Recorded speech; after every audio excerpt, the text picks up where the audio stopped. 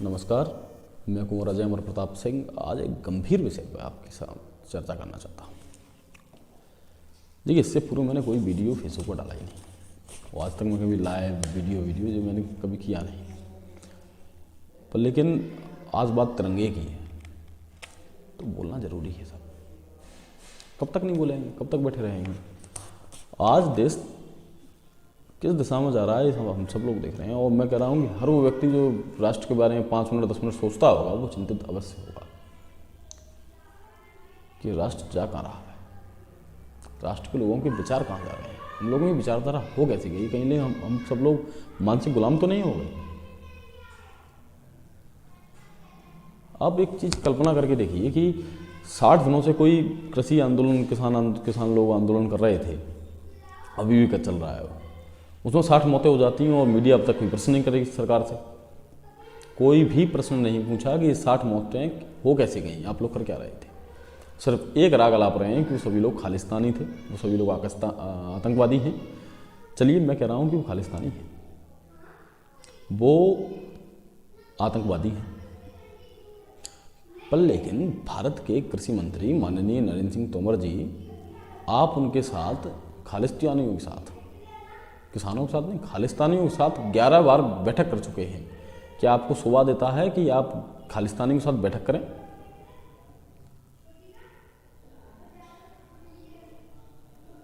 देखिए, आपका उत्तरदायित्व तो है। प्रधानमंत्री जी कहते हैं कि वो राष्ट्र के प्रधान सेवक हैं और सेवक बिना निर्देशों के कार्य नहीं करता। जब राष्ट्र का एक पूरा वर्ग आपसे कह रहा है कि भैया ये कृषि कानून गलत है। चलिए, मैं स्वतंत्र मानसिकता का व्यक्ति हूँ। मैं कभी नहीं कहता कि कोई भी चीज़ पूरी तरह गलत होती है, उसमें कुछ ना कुछ सही होता है और कोई भी चीज़ पूरी तरह सही नहीं होती, ये आप लोग माने। किसान बिल जो आप लेके आए, तीनों बिलों में आप एमएसपी एक्ट क्यों नहीं लेके आए? देखिए, ये नेहरू से लेकर गांधी तक ही चलता रहा कि किसान की फसल की कीमत किसान तय नहीं करेगा, सरकार तय करेगी या फिर व्यापारी तय करेगा। आप इस चीज़ को जारी रखें। आप नहीं बदल पा रहे हैं, कोई समस्या नहीं, पर एमएसपी एक्ट लाना आपका दायित्व था, क्योंकि हम लोगों की आपसे अपेक्षाएं थी कि आप कुछ बेहतर करेंगे, आप कुछ अच्छा करेंगे। मैं आपका विरोधी नहीं, ना ही आपका प्रतिद्वंदी तो बहुत बड़ी बात है।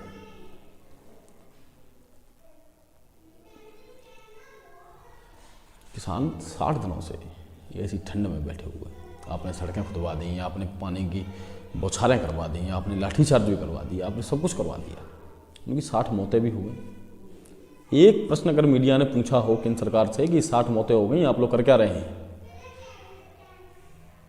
सलाई कर ली है मुंह पर। क्योंकि मीडिया के भी 2-3 भाग होते हैं, एक लेफ्ट विंग, एक राइट विंग, एक पता नहीं कौन सा विंग। लोकतंत्र का चौथा स्तंभ जिसके 3-3 4-4 भाग हो चुके हैं, और जो जरा से जो बच्चे जो सोशल साइट पर, फेसबुक, व्हाट्सएप, इन पर इनसे ज्ञान बटोर के इन यूनिवर्सिटियों में डिग्री प्राप्त कर ली हम लोगों ने छोटी मोटी, और तर्क भी नहीं चलते। जिन्होंने कृषि बिल पढ़ा तक नहीं, वो भी तर्क दे रहे हैं।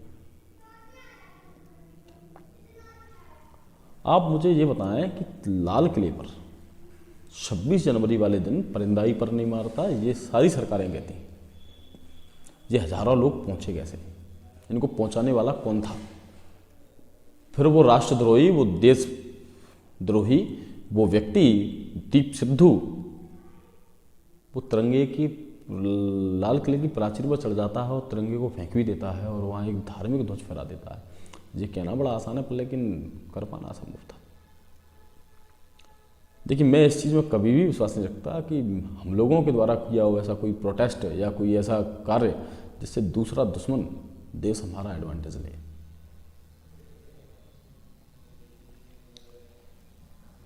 देखिए, मैं हाथ जोड़कर निवेदन कर रहा हूँ केंद्र सरकार से जी मैं भी जानता हूँ कि राजनीति इमोशन होना शायद अब सांप के समान है, पर लेकिन जो किसान कह रहे हैं ना कि एमएसपी एक्ट ला दीजिए, क्या समस्या है, ले आइए ना। और चलिए अब आपका बिल मैं कह रहा हूँ सही है, ये पूरा देश आज इस विडंबना में है, विचार मग्न है कि क्या है बिल में, देख पढ़ने का समय किसी का नहीं है लोगों में, पर चिंतन सबके अंदर है कि कौन सही है कौन गलत है, ये तय करना बड़ा मुश्किल हो पा रहा है। आप खुली डिबेट कर लें एक बार, आप मीडिया पर आ जाएं, माननीय नरेंद्र सिंह तोमर जी से कह रहा हूँ, आप मीडिया पर आएं और किसान नेताओं को लें, आप बताएं कि इस बिल से किसानों को ये फायदे हैं और वो बताएं कि ये नुकसान है, जनता अपने आप तय कर लेगी कौन सही है, करवा लें एक बार और वोटिंग।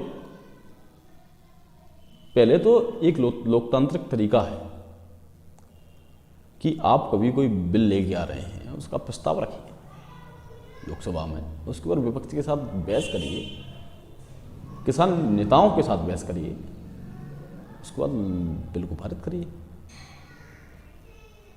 ऐसा नहीं होता कि बिल आप लेकर आए, आपने लोकसभा में ही पारित कर दिया बहुमत होने के साथ, आपने राज्यसभा में पारित कर दिया, वो आपने उठा के अध्यादेश बना दिया, ये क्या है। दूसरा सबसे बड़ा ये कि पूर्व में मैंने देखा कि देखा गया कि नेहरू जी जब प्रधानमंत्री बने तो श्यामा प्रसाद मुखर्जी को कश्मीरी मुद्दों का मंत्री बनाया, ये भी विपक्ष के थे। दूसरे कानून मंत्री जो बने परम आदरणीय बाबा साहब जी, वो भी विपक्ष के थे। और जब येनो भेजने का मौका आया तो माननीय इंदिरा गांधी जी ने अटल बिहारी वाजपेयी जी को क्यों भेजा। देखिए बुद्धिमत्ता एक अलग चीज है, पर लेकिन इस राष्ट्र में ना बड़ा प्रेम रहा।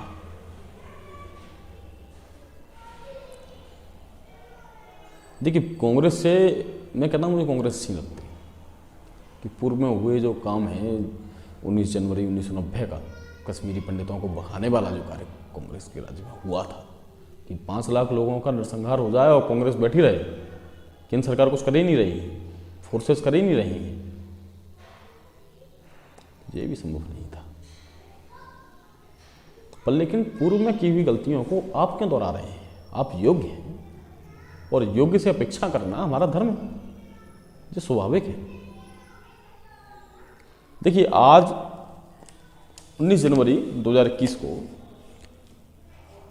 हम सभी लोग जितने तमाम बिस्मिल सैनिक जोरा नगर में रहते हैं, दीप सिद्धू नामक व्यक्ति पर एफआईआर कराएंगे। राष्ट्र विरोधी है, भाजपा का है नहीं, भाजपा स्वीकार नहीं रही कि वो आपका है, कांग्रेस का है नहीं, कांग्रेस भी नहीं स्वीकार रही कांग्रेस का है, किसान मान ही नहीं रहे वो किसानों का है। तो भाई किसी का भी हो या किसी का हो, ये नेतृत्व रखता ही नहीं। जिसने तिरंगे का अपमान कर दिया, जो तिरंगे के साथ नहीं रहा, जिसने तिरंगे को ऐसे फेंक दिया जैसे कोई कचड़ा हो, वो भी गणतंत्र दिवस के अवसर पर, उसके साथ सहूलियत का तो सवाल ही नहीं उठता। उसके ऊपर एफआईआर तो हम करवाएंगे पहला। और दूसरा ये कि तोमर साहब आप तो धरातल पर रहने वाले नेता हैं, आपने तो खेत खलियान सब कुछ देखा है, आपने मंडी का भाव भी देखा है, आप तो एक इतने अनुभवी नेता हैं और इसी अनुभव के कारण आपको 4 मंत्रालय केंद्र सरकार ने दिए हैं। वो मोदी जी जो किसी अराजक व्यक्ति को अपने नज़दीक भी नहीं खड़े होने देते, उन्होंने आपको कैबिनेट में शामिल कर रखा है क्योंकि आपका व्यक्तित्व इतना अच्छा है।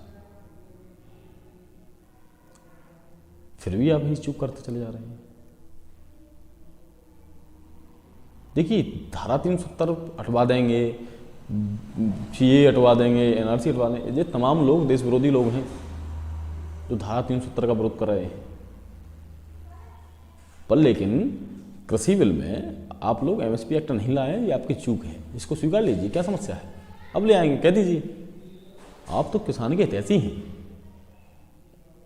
हम सब मानते हैं कि आप हितैषी हैं, लेके आइए। और जो ये दीप सिद्धू है, इसके ऊपर भारतीय झंडा संहिता 2002 और राष्ट्र गौरव अपमान निवारण अधिनियम 1971 की धारा 2 और आईपीसी की धारा 505(2) के अंतर्गत कार्रवाई करिए FIR, ढूंढिए इसको, शूट करिए, क्या समस्या है, तत्काल गोली मारी।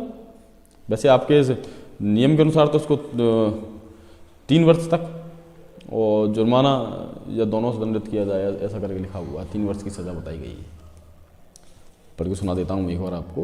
भारतीय राष्ट्रीय ध्वज और भारत के संविधान का अपमान जो कोई किसी सार्वजनिक स्थान में या जनता के दृष्टिगोचर किसी अन्य स्थान में भारतीय राष्ट्रीय ध्वज को अथवा भारत के संविधान या उसके किसी भाग को जलाएगा, विकृत करेगा, विरूपित करेगा, अपवित्र करेगा, विद्रूप करेगा, नष्ट करेगा या रौंदेगा, या चाहे बोले गए या लिखे गए शब्दों द्वारा अथवा कार्यों द्वारा उसके प्रति अन्यथा अनादर दर्शित करेगा या अपमान करेगा, वह कारावास से जिसकी अवधि 3 वर्ष तक की हो सकेगी या जुर्माने से या दोनों से दंडित किया जाएगा।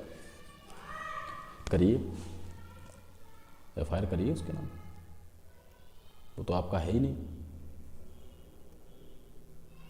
देखिए साहब, ये खेल बहुत पुराना हो गया। जो किसान बैठे हुए हैं ना, चलिए आप मुझे बताइए, राकेश टिकैत आतंकवादी है? यहाँ अपने लोकल से भी कुछ लोग गए हुए हैं, शिवपुरी से हैं, कुछ कोलारस से भी। मैंने तमाम लोगों की फोटो देखे हैं फेसबुक के माध्यम से। ये सभी आतंकवादी हैं। वो फिर इतने आतंकवादी भारत में कर क्या रहे हैं? कहाँ है आपकी इंटेलिजेंस? रॉ कहाँ गई? ढूंढिए इनको, ठोकिए। ये सबके सब स्लीपर सेल हैं। आप ये चीज़ स्वीकार लें, या तो ये स्लीपर सेल हैं सबके सब, आतंकवादी हैं जो कुछ बड़ा विस्फोट करना चाहते हैं राष्ट्र में, या फिर आप लोग खुद गलत हैं। राम मंदिर पे हम लोग आपके साथ हैं साहब। ये किसान हैं,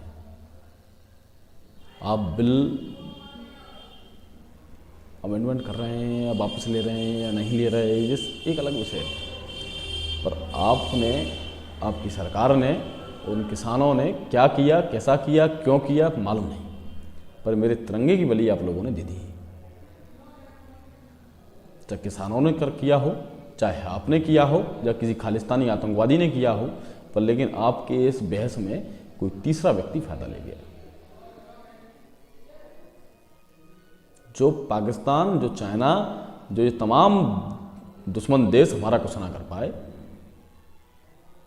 वो स्वप्न देश के अंदर रहने वाले लोगों ने पूरा कर दिया।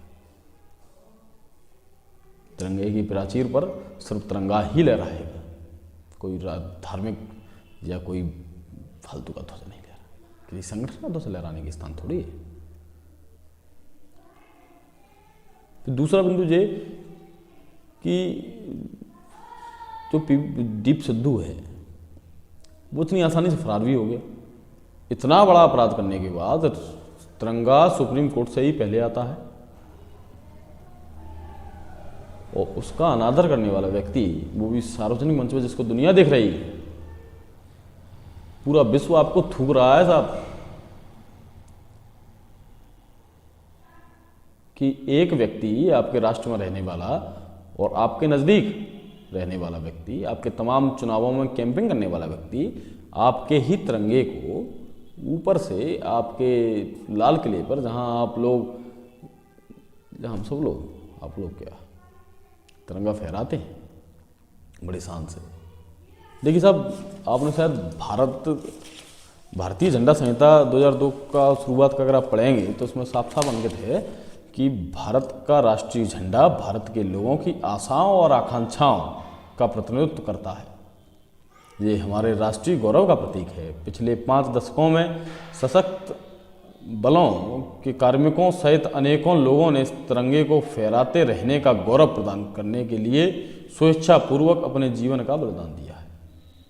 राष्ट्रीय झंडे के लिए सभी के मन में प्रेम, आदर और निष्ठा है। फिर भी राष्ट्रीय झंडे को फहराने के बारे में कानून, प्रथाओं तथा परंपराओं की जानकारी का अभाव देखने में आया है। देखने में क्या आया है? देखिए साहब, अब बहुत हो गया है ना। अब जल्द से जल्द या तो कृषि कानूनों को वापस ले लीजिए, या फिर पीवी सिद्धू वाला जो व्यक्ति है ना, इसको भी खत्म कर दीजिए, है ना। इसको सलाखों के पीछे डाले ही कि नहीं डालेंगे इसको।